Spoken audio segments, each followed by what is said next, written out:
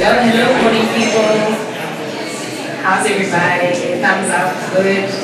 Yay. Ready to kick off? Thanks for your patience. We're all set. Such a buzz this morning, like I'm feeling all the energy and I'm so excited. I'm Nomi, I'm your chapter host for CreativeMornings Johannesburg, and I will give you a quick introduction to who we are before I hand over to our lovely speakers. So just some housekeeping before I get into it. So we are in the WeWork space. If you guys need the toilets, they are behind the lift, so you see all the lights. Just follow the corridor and those are the loos.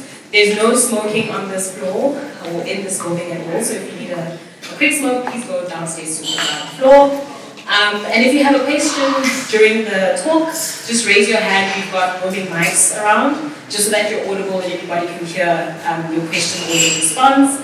And then I think we can kick off. If there's anything else that I've forgotten, we will figure it out.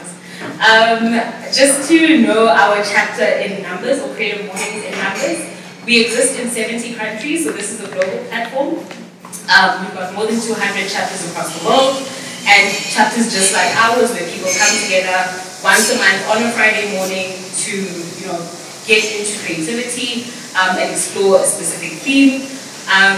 We are, like 11,000 talks in online. We have field trips that are also hosted online. So apart from these face-to-face gatherings, which we love and prefer, we do have online engagements where you can tuck into the topics that we have under CreativeMornings and meet more speakers. And then we also have our team here at CreativeMornings. We are a volunteer-run organization, and CreativeMornings Joburg team, please raise your hand, say hi. We are in the room. If you need anything from us, have questions about our chapter, please reach out to the wonderful people that help put this event together every month. And then just to give a quick high five to our partners, we've got Adobe. Adobe is a global partner of ours, and essentially they really plow into CreativeMornings through all the chapters, making sure that we have the tools to actually make our creativity come alive, to ensure and enable each of our chapters to have these sessions every month. So Adobe is our global partner. And in our local partners, we've got 1410. They are our production team. So the snapping, the cameras, the recording, that is the 1410 team. Give them high fives when you see them, we will need them. And then we've got WeWork. So WeWork has graciously opened up their space to us. Every month we meet here, once a Friday a month. And the team is on the ground. Sia, they're on the ground if you have questions around this beautiful space that we're in. Cherry Pick Locations have partnered with us as well. And then we've got Lit Culture that have joined us for this month. We've got Luke Vegazi and the corner there. And they are a rare find limited edition bookseller. If you have questions, see what they have. They've got wonderful text in the back there. Luke Vegazi is a brainy one around each of those books there. So ask her all the questions and engage with the text that they have. And then So Fruit has given us all the fresh beverages that we have, the drinks and the shots to get our energies up. But obviously, bottomless coffee from WeWork as well that you can enjoy. Oh, also, if anyone really wants to partner with us, we're actually looking for breakfast sponsors. So if you know a good company, or if you are a good company that can partner with our chapter for Nice Nibbles Donuts for breakfast, please do speak to me after. Our theme for this month is Crossroads. Every month we have a different theme. It's always a lovely one-word theme. Fire, spice, whatever it is. This month it's Crossroads. And it's really, for us, we really thought it would be a great opportunity to dive into the intersection of different disciplines, which is why we have invited our lineup of speakers today. This theme was actually chosen by our Poland chapter. Each chapter gets a chance to pick a theme, and it interchanges every month. Our speakers for today, we've got Rosina Bavetsi, who is an associate professor at the New York Institute of Technology. And then we've got Shefi Tolisi, who is at the University of Johannesburg. Dr. Rula Hatting, who's a lecturer at the University of Johannesburg, and Deirdre Pretorius, who's also a professor at UJ. So they will be taking us through their talk today, and they will introduce themselves in depth. So I'm going to hand over to them, and they'll run us through what they have for us today. Thank you.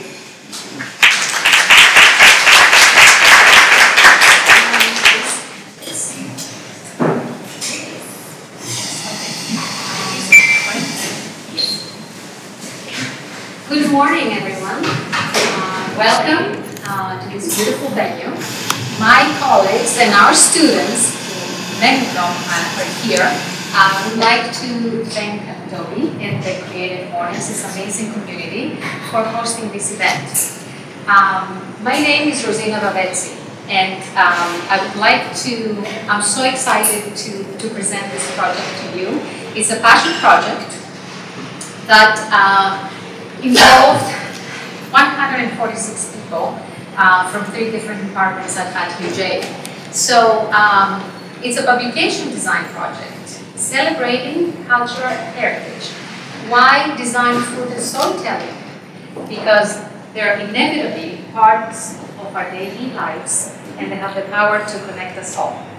I have been teaching at Eurotech for about 22 years, graphic design courses, where I also served as an academic coordinator and the head of the digital art and design department for a total of 9 years. So as a designer, I freelance, I exhibit, I present at conferences, participate in competitions, and I do pro bono work for my broader communities. As a designer, and as a design professor, I'm fully committed to my students and I try to involve them in projects that go beyond the classroom and instill in them the notion that graphic design needs to be human-centered and also the notion that they need to design for good and they need to design for impact. So, our project. After my kids went off to college, I decided that I would take a little break from my New York career and do something meaningful. So I applied for a Fulbright fellowship, and out of 140 participating countries, I chose South Africa, the Indonesia, and specifically the University of Johannesburg as my destination. So I'm here for 6 months. And I had the pleasure to lead this amazing project that wouldn't be possible without a village behind me, backing me up. So, what started as a classroom assignment, it became this massive project, fascinating, collaborative, interdisciplinary, that involved all the staff members, students, and people that students from all 3 different schools and departments as we know. So we had 146 contributors from the Department of Design, Architecture, School of Humanities, and School of Tourism and Hospitality. So the students took on the project. They got so excited. They brought recipes from their houses. They shared personal stories. They photographed, they cooked, they plated, they photographed their food. And ultimately, they actually made an amazing cookbooks using all this content. The key objective of this project was to actually contribute to the decolonization of our curriculum. In a few words, this became a passion project for all of us. It was laborious, logistically challenging at times, but also joyful and exciting and really, really meaningful. So, I have the pleasure now to present Professor Deirdre Pretorius, whom I co-taught the publication design class, so she can talk more about the design process. Thank you.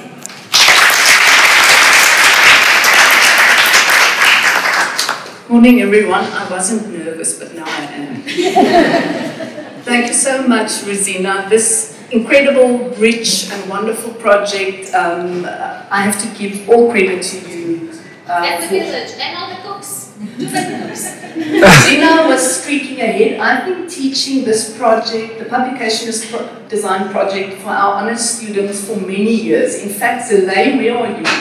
Zalay, yeah, I spotted her earlier. I was actually, it's a student, a past student who's been in industry for many years, and she'll recall back in the day she was also doing this. But every year I, of course, change it up, because I have been in graphic design education now for 3 decades. I have to do a quick sum there, 20 of which I've spent at the University of Johannesburg, and that's quite a long time.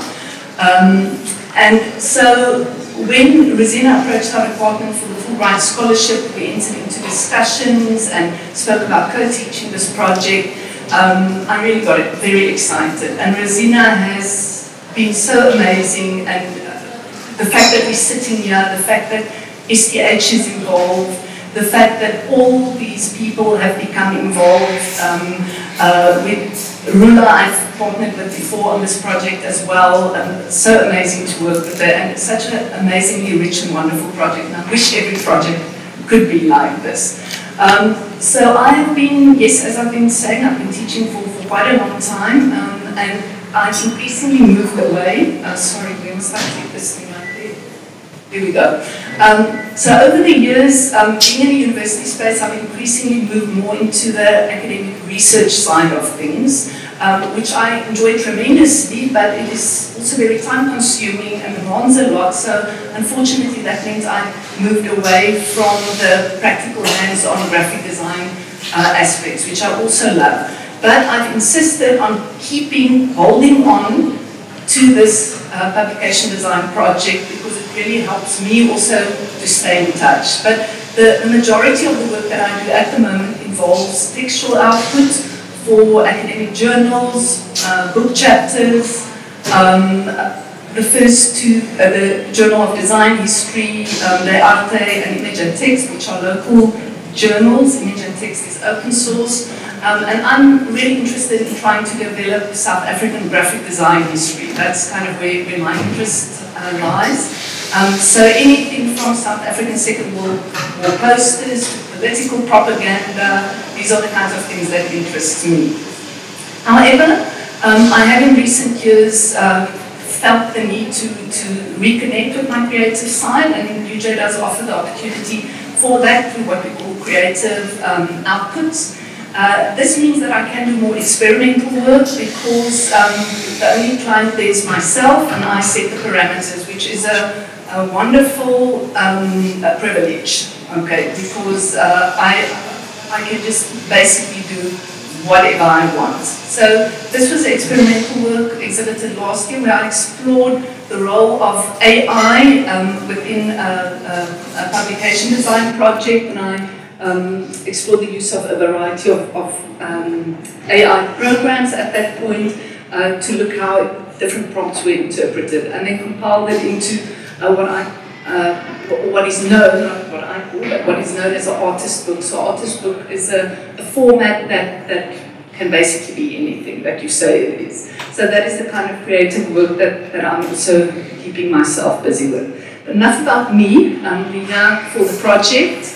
At the base of the project is the need to create a publication and to solve a complex problem. Those are the two main things. On our honours level, we try not to be too prescriptive with the briefs, and they become increasingly open in the honours year, that by the second half of the year, students have to effectively write their own briefs. But as a first project, it's a little bit more directed still. And the thing about this project is that content is required. And in this regard, we've tried different things over the years. And Rosina's idea about contributing to decolonizing the curriculum came into play. And the idea developed around getting students to do the layout and design of a cookbook. Now, where do we find these recipes? After some brainstorming, we decided the students would need to interview someone to find a story and a recipe. So they could go and interview family members, friends, professional chefs, Some even elected to interview a lecturer and to collect recipes and stories and brought this back to class and then shared. And this was that I think was one of the most special days for me, among many special days, when students actually shared, because for the first time we got a sense of where students were coming from. And I realized how important this is. We all know as lecturers it's really important to start from where the students are, but how do you activate that knowledge? And this is exactly what happened through the session. And at this point, students also had to collect photographs of the environments. They could collect, take pictures of the kitchen, of when people were cooking the food. Students could cook the food if they wanted to, and many of them elected to do that. But they could also have this done at the School of Tourism and Hospitality, and Chef Twalisi will talk about that a little bit more, so I'm not going to go into that so much. So this was the collecting of the content, which was around collecting visual imagery and also the recipes. So within this, it was also about emphasizing your cultural environment and exploring that. And that was also interesting because for some students that was like, oh, I don't really know what that is. And that was also, I think, a journey of discovery, of starting from where you are. Because sometimes we're so immersed in our environments, we don't even know what is special about it or what is unique about it. And so for some students, I think that was also a journey of discovery. It was also important that students experiment with layout, with the visuals, and that it also conveys something of their own personality. And then all of this had to be put together in what we describe as a professional publication that showcased recipes, stories, and design. So in short, a recipe book, but it could also be more. And they had to do this in 5 weeks, which is a little crazy.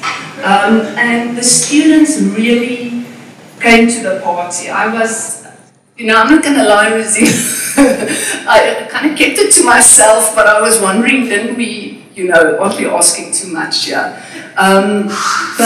But they nailed it. They did. They nailed it. Along the way, we also had the privilege of having Rula students participate. Rula's going to talk to that, so I haven't spoken much about that. And then, of course, the wonderful STH students. Here they are in their beautiful chef's uniforms.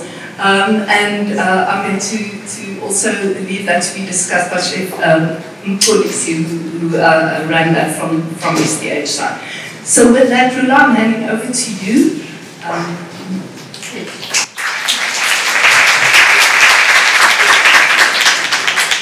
Oh no, I'm so sorry. I've spoken so long already. Okay, so sorry, Rula. Yes, go back. I forgot, I have to show some work as well at this point. Sorry, Rosina, you were so hard at getting us structured well. Okay, let me quickly talk you through, because we want to get to the work, right? That's why that's what we're excited about. So 5 weeks, typical design process, briefing, conceptualization, interviews, recipes, then the sharing of the content, planning of the publication, layouting and design, forcing students to use styles. Let's give a shout out to Adobe, they are sponsoring after all. And the grid, yes. The crafting of the typography in the final week, all those very fine details that needed to be given attention, and then the final presentation.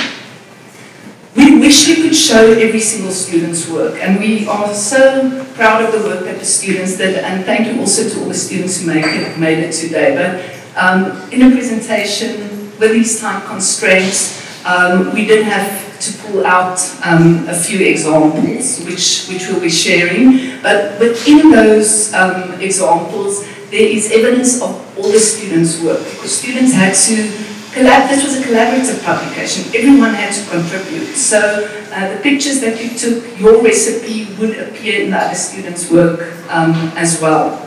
So I'm just going to talk through 3 examples Is this not coming now? Okay, now I hand over to Rula. Thank you. Hello everybody. How fabulous to be here, and it feels a little bit as if we're sitting. It feels a little bit as if we are on a cloud, just looking out here. Is this better? Is this better? Oh, fantastic. I'm not really good with microphones. I'm so happy to be here, and there are 3 of my students here, and I don't want to speak too much about me, except that my only claim to fame is the spelling error in the dictionary, in the Oxford Dictionary, but I did see there were 2 spelling errors already that I somehow didn't pick up, and how weird, one of it is my name. So my name is only spelled with 1 L here, which is good. So yes, I'm a little bit, I do a little bit of publication. I've written a book of short stories, which I'm very proud of. My weapon of choice is a crochet needle. I love cooking. This body doesn't come from anywhere. Have a husband who can cook beautiful food. And I also play around in art, so here and there, an artist book with, like what Deirdre said, but I didn't want to show that here. So basically that's me. So let's move on. I must click. Click with this. Here. So this project was a dream project for an orientation. And I lecture in strategic communication, and many people would ask, what the hell does that have to do with food? And I remember when it was quite sudden, it was really like, I knew I had to contact Deirdre to say, I want to do a project with you this year. And she said, well, Rosina is coming and she's doing a project with food. And I'm like, well, I'm in. And then I thought, I will make this project work for the orientation brief. And I convinced the complete department. And I said, this is what we're doing. I'm going to teach the students to show them how to do research, how to do an interview. All of those things are core elements to becoming a strategic communicator. But it's not your natural project for strategic communication, but it turned out beautifully. So I had to find, so the key thing for me is indigenous knowledge systems. And the other key thing is storytelling. And my PhD was actually about dialogic learning and narratives of becoming strategic communicators, which is exactly what Deirdre said earlier. You start where the students are and you hear what are the stories of their lives. And this project perfectly helped us with that. So, but now of course I have 42 students, and how we don't have time. I think we had 2 weeks.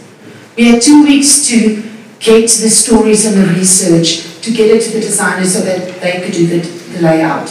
So what we did is on that first day, and this is why it is one pocket of potatoes make many dishes. I brought a pocket of potatoes to the class and did a creative writing exercise with a potato. And one student that evening sent me a photograph of the butter bean potato curry that she made. And then students were gathered in groups according to their home languages, which is quite difficult. So we had 8 groups, which combined, you can see the Tswana and the Sotho speaking people, the isiZulu speaking people from somewhere else, the isiZulu speaking people from Joburg. We had this from water, fire and salt were people from Africa, different places in Africa, and somebody, a German and a Jewish girl and an Afrikaner, and so we all put the others together and so on. And then what they did, apart from doing the research of the project, like coming up with a recipe, doing an interview, writing a story about the person, they also had to do a presentation as a group. And this is when they shared the spread between the 5 or the 8 recipes that they have. I wish I could get them to present this because that was amazing. The languages that we use, there they are. And click to the next slide. Right, the stories. This is where, okay, so this is where the story lies. You just look at the words in Ndombolo. I know I pronounce it not correctly, but Marandu Selu, which is an Indian curry, Scuffed on Monday. Ujeke, I can't say all of these words, but there's Mpani words. There's jollof rice from Nigeria, matapa. So it's just, you look at the words of a recipe and you already have your memory, each of us. Most students interviewed people from their family or their communities. One student interviewed a strange auntie who was selling food under a bridge because she couldn't get to her family. 2 students interviewed chefs, and one of the chefs is here. Okay, so, root of the past, feast of the present, is one of the lines that one of the students used. And I'm going to quickly go through 5 themes that I identified from the work that they presented.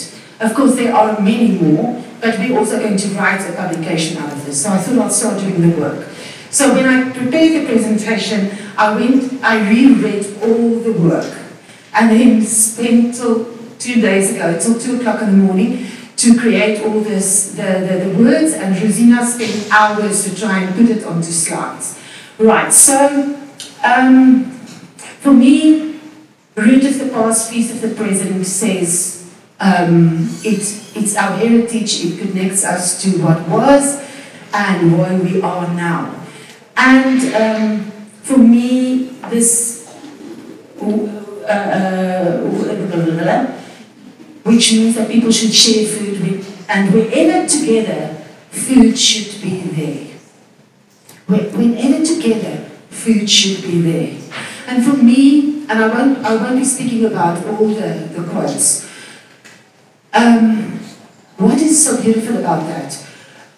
Firstly, there's it's not perfect English, it's beautiful English. In the translation, it brings the heart of a language, and it brings the heart of a people by saying food should be there. And this is what I found everywhere. So, Chetty, I have connected with my roots through food, be it pile-up of burfi, chamalagaj, which is amazing, gulab jamun during Diwali, or whatever. Scuffed on Monday, and this is amazing, tells a story with every bite about a mother who worked tirelessly to secure a future for her and her children. It tells a story about a boy who used to buy the dish almost every day after soccer practice, and was inspired by the women behind the dish. It should be women. It tells a story about the township business and determination. So this is one of the students who went to interview the person that always made this food that he drank, that he ate every day. Salmon beans remind us that we are one, sharing from one pot. So this is about the unity that we get from food. This at the bottom, it's a love letter to my heritage, my family, my home, and to all those who came before us. It is a taste of history, simmered in every bite. So, the sound of a mortar and pestle grinding peanuts become a background melody to conversations filled with stories and laughter.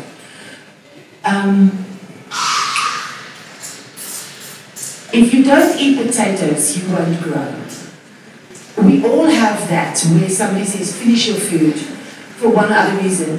And for me, this is about growth. This is about adapting, being agile, and food often helps us to do that. So for me, this first story is absolutely beautiful. The only thing she took from the house was salt and carried a bottle of water so that after school she could cook and eat the moroga wamunawa to survive. So this is the story of the grandmother of a student whose stepmother didn't feed her And then a neighbor taught her to pick morogo and find it everywhere. And taught her to cook it. So she would take the salt in the water and then after school pick it on her way back and somewhere else cook the food.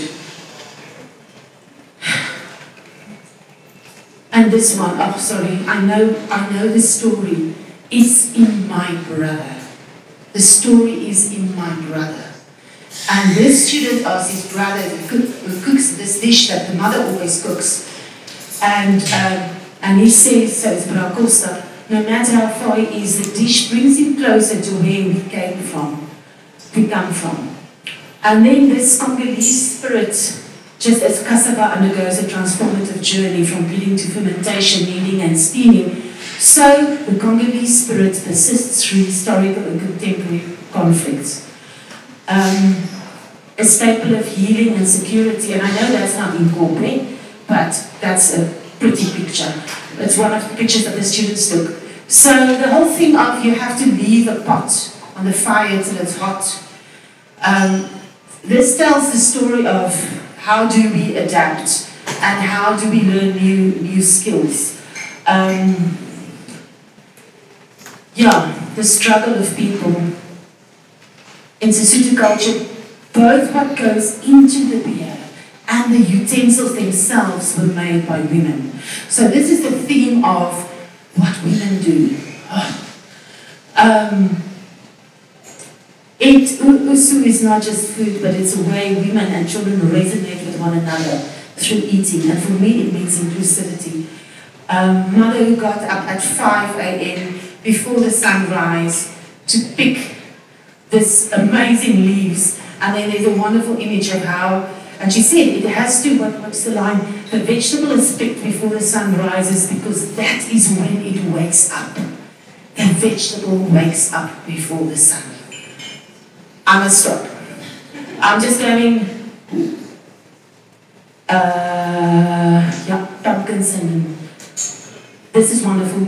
Just one more minute. So this is the knowledge we hear from it. And my favorite is actually the one of what you discuss while making a braaibroodjie stays between you and the sandwiches. Just the knowledge we learn from it. And then the last one is, and I have to speak to it, Andile Sondaka, who cooked for Madiba. And he was asked to cook food and he didn't know he was going to cook it for. And then he cooked for, and then eventually found out it was Madiba, and he became Madiba's chef and ex-President Mbeki's chef. And he's here. Let's give him a round of applause.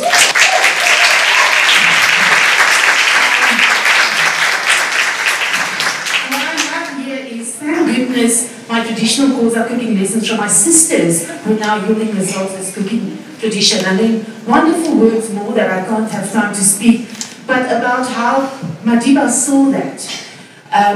And then the last theme is this project gave us a sense of belonging that I didn't know I needed.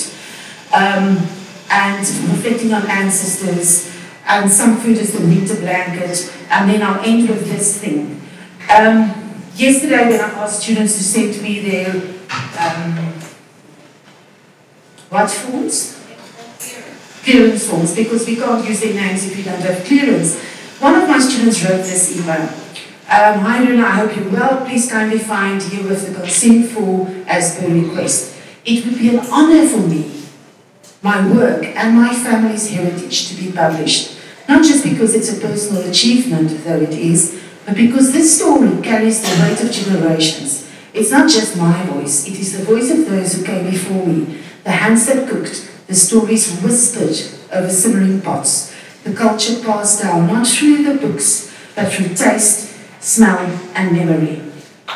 They have to have it seen, acknowledged and shared. That would be more than I can say in a single email. Thank you for considering and thank you for creating a space where our stories can live. And I thank you all.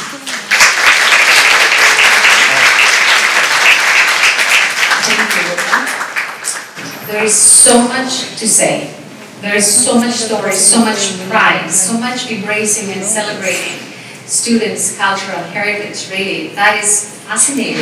I wish we had hours and hours to spend, and go through every story and every project, but we're limited in time. So, one January rainy afternoon, I decided to go with my husband to visit Nelson Mandela's temporary residence after he was released from prison, which is now the Saxon Hotel, where he wrote his last book, his autobiography, Long Walk to Freedom. So as we were navigating in the space, looking at these beautiful historic pictures and all with African artifacts and sculptures, we met Ash Ryan, who was the food and beverage manager at the hotel. So of course I started the conversation about the project we're doing with the UJ students, and it appears that he was a UJ graduate from the School of Hospitality and Tourism and Hospitality. The more we were talking, the more I was thinking how wonderful would it be to have our students, or some of our students, use the professional kitchens at the University of Johannesburg, working with chefs and actually cooking their dishes in that environment. Long story short, Ash brought us in touch with Tracy Daniels, the head of the hospitality management at the School of Tourism and Hospitality. We met, she loved the idea, she embraced the project. She donated all the ingredients actually for the dishes that our students wanted to cook. And she introduced us to the professional chefs so we can make that happen.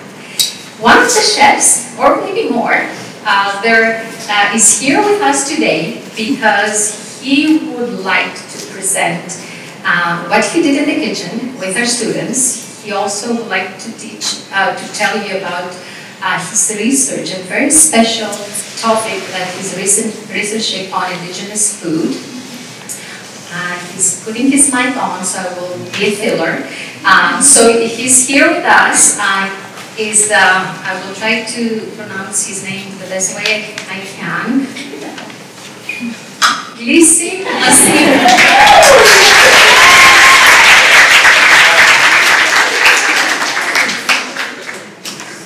Welcome.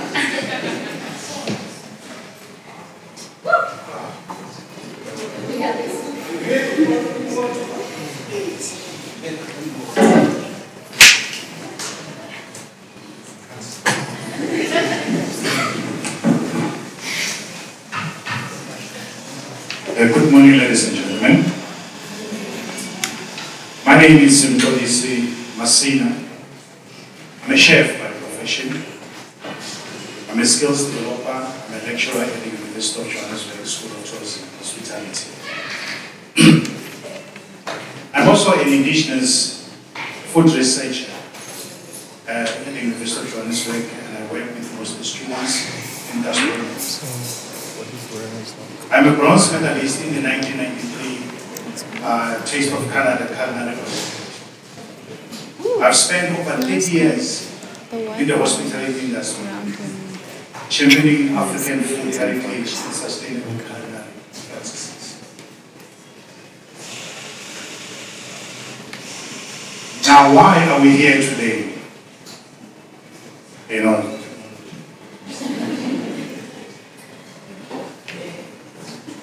Okay, why are we here today? One thing that I want to talk about is indigenous food. Indigenous food and its associated knowledge has been part of African people for over 2,000 years. And it's many researchers and even the Food and Agricultural Organization estimates that about 1 billion people globally use indigenous food every day in their diets. Why this food is so special? Indigenous food are very nutritious. They are organic. They are free from GM. Indigenous food, they are freely available. They are in the backyards of many houses or homes in the rural areas. These benefits of this indigenous food is that they are resistant to drought. They don't need irrigation, they grow itself. You eat them, they grow further, and then they come in different seasons. Also, these indigenous food, they've got an ability to combat various diseases and also to mitigate malnutrition and nutritional deaths. Why South Africa? South Africa is one of the secure countries in terms of food in the world. And South Africa is one of the best food-based dietary guidelines, a book or document that guides people how to eat. But why are we having so much non-communicable diseases? That's where the gap is. And in terms of education, I have a master's degree, and also I've got the postgraduate diploma in teaching and learning. Currently, I'm doing my PhD, a doctoral study. My research is focusing on indigenous ingredients and food traditions, exploring how they can inform the modern gastronomy. Now, at the School of Tourism and Hospitality, I teach gastronomy practicals and the practicals in learning in first year, second year, and third year. But this is not done only by me. I work with my colleague, Ms. Daryl Houston, who's sitting there. Please raise your hands so that they see you. She's a very special person to the project that we are doing. Also, we've got our students here that are sitting here, that they play so much huge role in our research project of indigenous.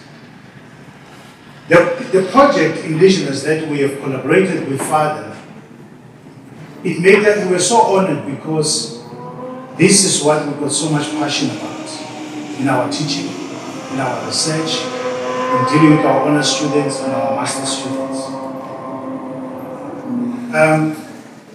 Our role in this project, as we can say, I was doing the sourcing of ingredients, but I didn't do that by myself. As I said, I've got Ms. Houston, our HOD, which is not here today. She also played a huge part in assisting us, and also some of our colleagues, Ms. Mabaso, she's actually having a class this morning, she couldn't come, she's got first years, and also Ms. Chauke, who's also was supposed to be here, but she's also got a class. And the cooking plating, and then I think we'll go into the work itself, into the kitchen. If you look at this first picture here, one of the most important things when you get into the kitchen is health and safety. Everybody needs to be briefed, and everybody needs to know what they are doing. And then if you look on the side, I think that's me, if I'm not mistaken. I don't know what I was saying there, but this is part of the briefing in the morning, everyone that comes to the kitchen. And then in the next one, I don't know what I was doing there, but I was doing something on the board there and guiding the students that were in the kitchen. Remember, we've got students that came to the kitchen for the first time in the professional kitchen. We have to work with them, we have to show them, we have to make sure that we keep them safe so that they don't injure themselves and all those easy ingredients. And then this is the big team. And then also, and you see there, this is our professional kitchen inside. And this is start of the project, things that are when it's finished, starting to show them and play. And then here, these are the main, this is the brain behind the whole thing. This is our HOD. And there's Ms. Houston and myself there at the back. And also the other pictures. And then this dish which is cooked here, is one of the dishes that actually caught my attention during the cooking. It's called isikwakani. It's a Zulu dish, which I had it for the first time in my life, which means I learned something that day. And then This is the masterpiece and everything, the presentation. Just few of this, but there's a lot of dishes that actually came out that day. And this is also the masterpiece. This is the team. One thing that, after listening the talk of everybody today, I wanted to say, when you look at this team, it means a lot. But there's one thing in South Africa that we all South Africans, we are proud of. It's called Ubuntu. Ubuntu is an original South African philosophy that has an idea that humanity is based on a plural, not on a singular, meaning that you cannot be what you are alone. It means I am because we are. And I want to thank you by saying I am because we are.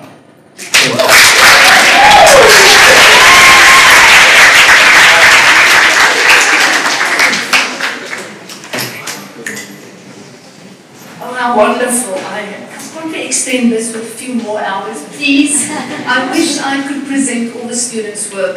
In their presentations, it took 4 hours, and that even wasn't enough. And I'm sorry that I have to go fast and that I can't show everything.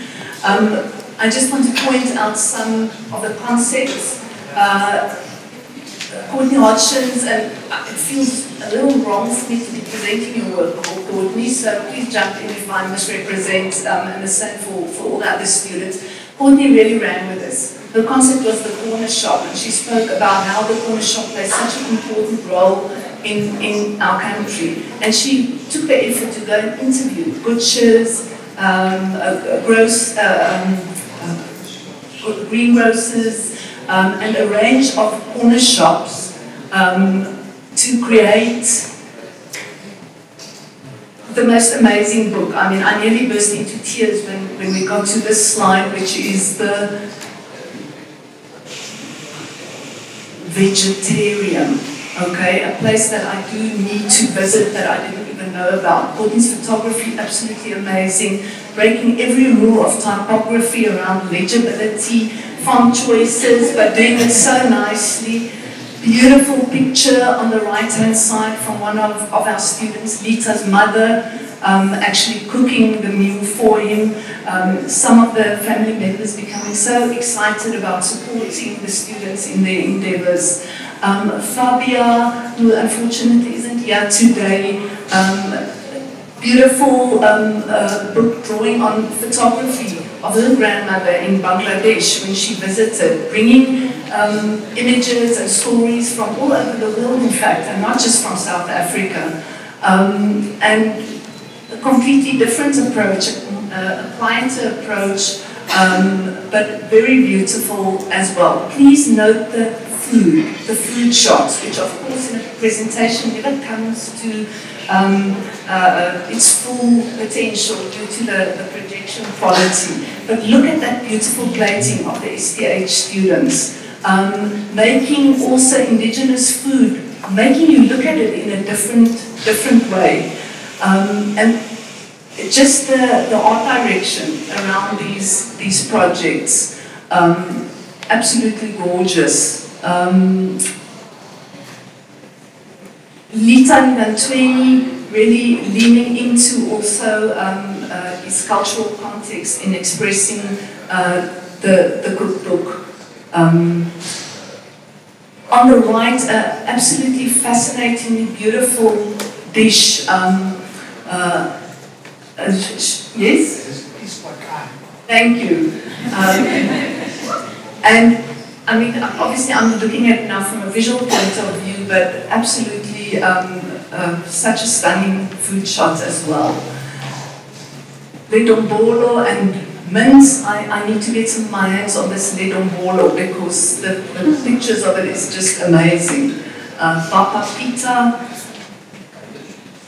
putu and amasi, there were a few students that had putu come out. Look at that shot on the left. One student had the whole family, she's young, had the whole family cook a potjie, right?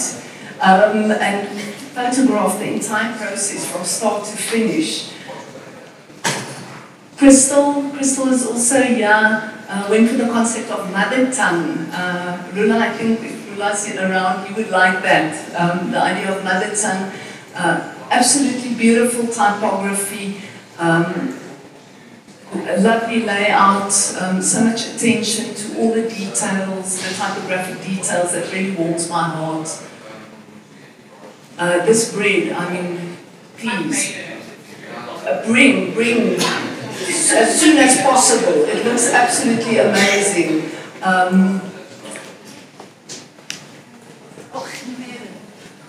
Gasps of joy. And then concluding with Lifo is also, such a stunning project using a lot of illustration.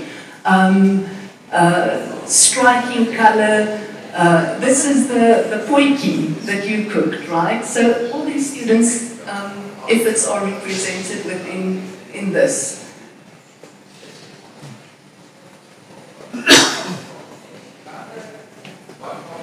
And I think I then hand over to Rosina to present the last.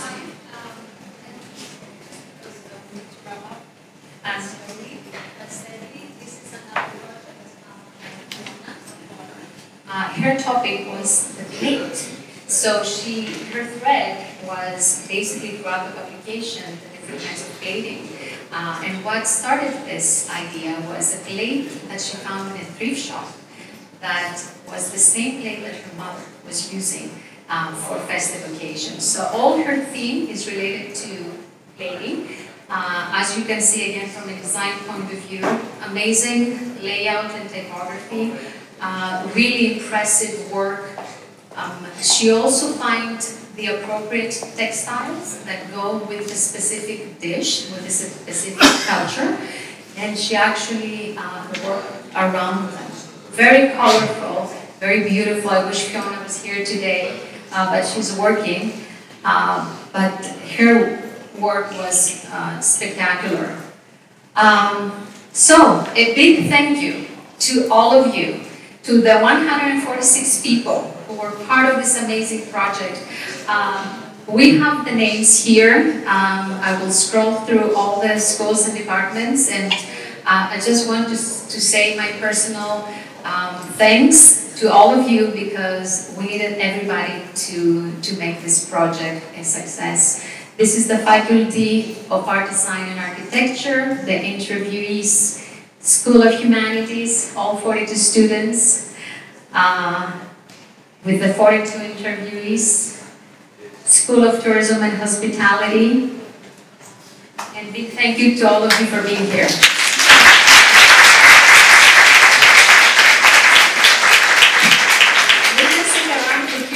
Because I know the time's up. Yeah, I think we can have some questions from the floor. Can all the speakers actually come join us up here? So that we can just have 5 minutes, few minutes of questions.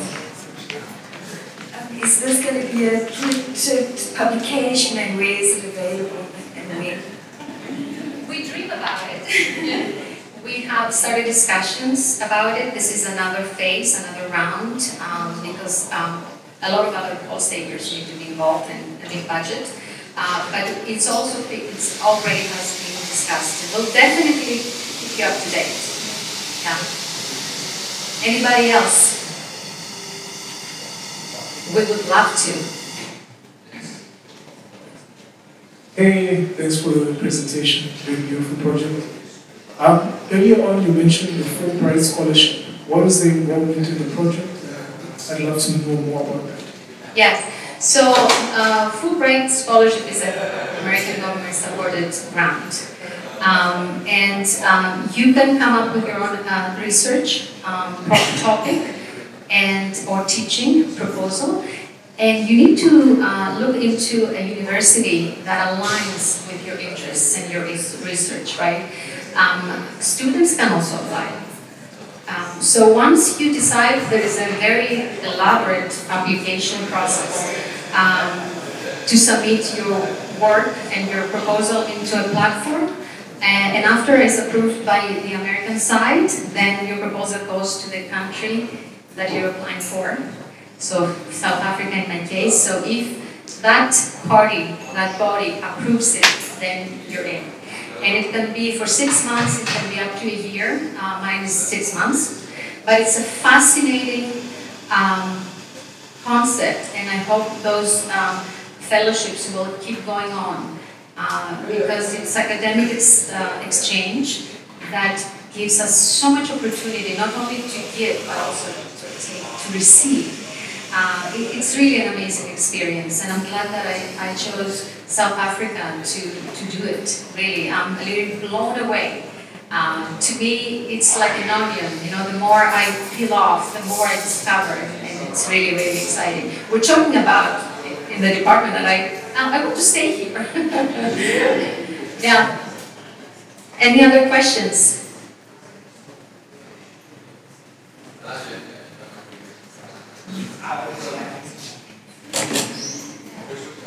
Yes. Oh. Really amazing work, guys. Bigger question for Chef Mxolisi. A lot of the recipes were, like you say, traditional recipes cooked on a Drievoet outside.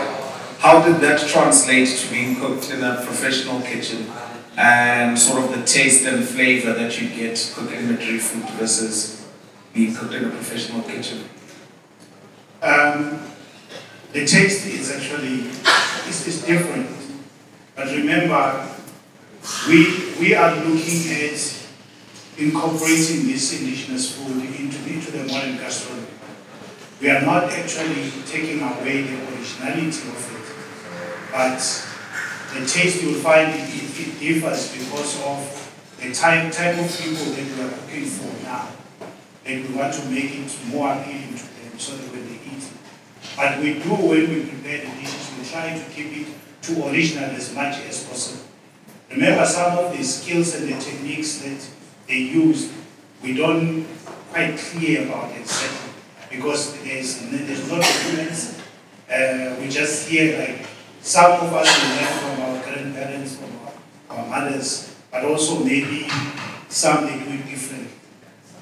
But the taste is different.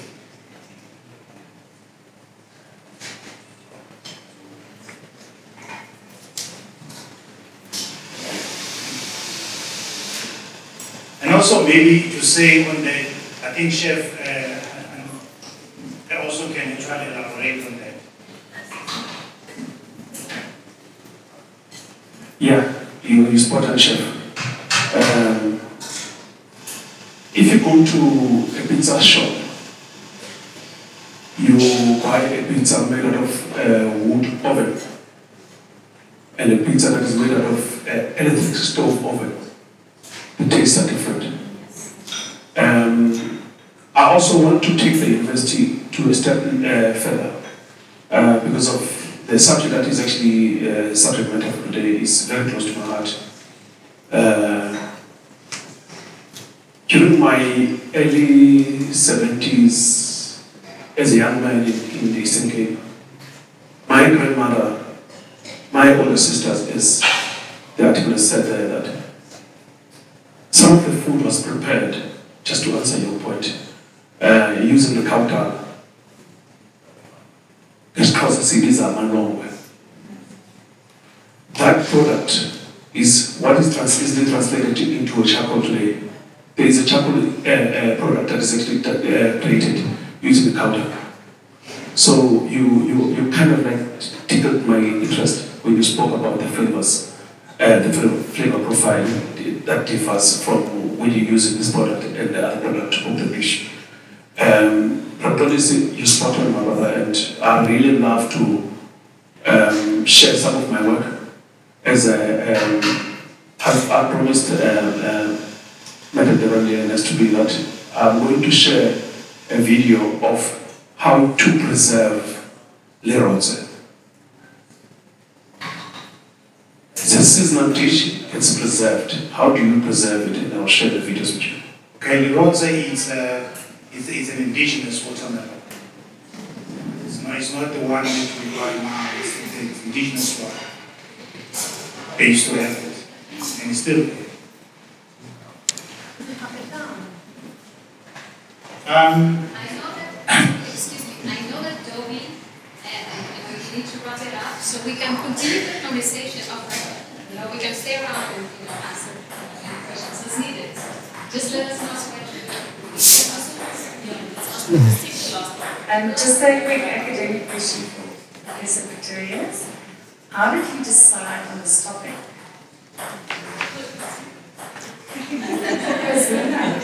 What made you think that this is applicable? Yes, I thought it's such an amazing opportunity to bring these three different backgrounds, sectors into a project.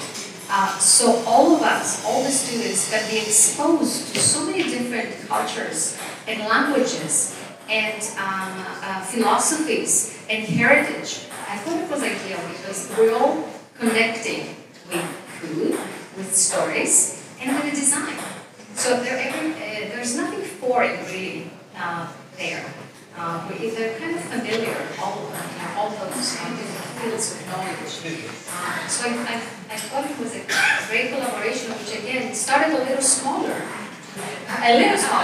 but then more people got excited, to participate. Their enthusiasm was really, really fascinating. The way they took part and they make this project really exciting and rewarding.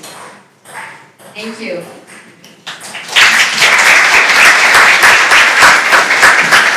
Thank you. Sure.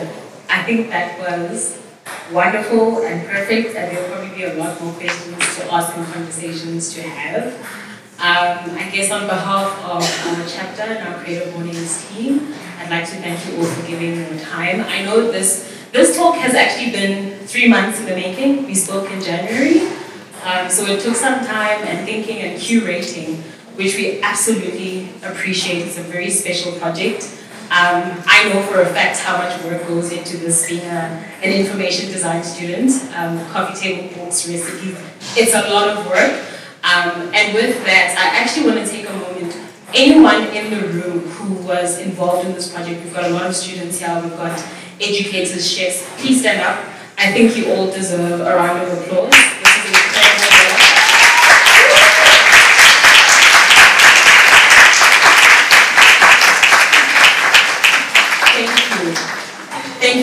Thank you. This is the end of the talk. I do encourage everyone to please stay, have conversations with anyone and everyone that's worked on this project. I think it's really, really incredible. And hopefully we'll also see that preservation video on the recipe that you just spoke about, Chef. So we will share a bit more about our talk for next month, and we welcome you guys back again in April. On the 11th, actually, we do have a date. 11 April is going to be our next talk. Thank you for that. Wait, May, 13 May. Yeah, organizer brain here. Thanks for correcting me. 13 May is our next talk. Please stay, have some goodies, have some coffee, and make a good. Thank you all for your time.